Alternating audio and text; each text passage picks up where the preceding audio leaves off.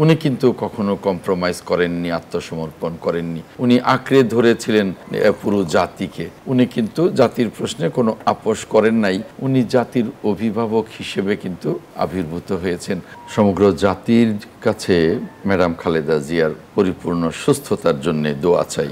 দেখুন, ম্যাডাম খালেদা জিয়া তার পুরো রাজনৈতিক জীবনেই কিন্তু দেশের জন্য এবং গণতন্ত্রের জন্য কাজ করেছেন ক্লান্তিহীনভাবে। অনেকবার এরকম সংকট এসছে যে সংকটে অন্যান্য যারা নেত্রী ছিলেন বা নেতা ছিলেন তারা অনেক সময় কম্প্রোমাইজ করেছেন, অনেক সময় আত্মসমর্পণ করেছেন। উনি কিন্তু কখনো কম্প্রোমাইজ করেননি, আত্মসমর্পণ করেননি। উনি আঁকড়ে ধরেছিলেন পুরো জাতিকে, যে কারণেই অনেক সময় ওনাকে আপোষহীন বলা হয়।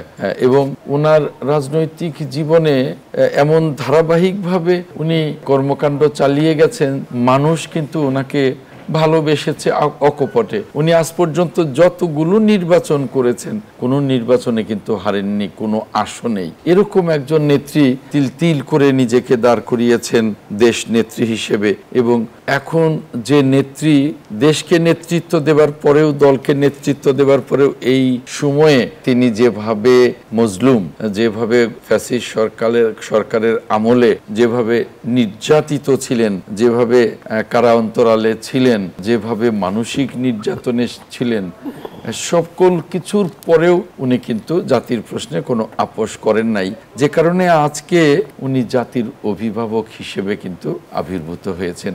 সকল দলমত নির্বিশেষে আপনি দেখবেন ওনার প্রশ্নে কারোর কিন্তু কোনো বিরোধ নেই, বিতর্ক নেই।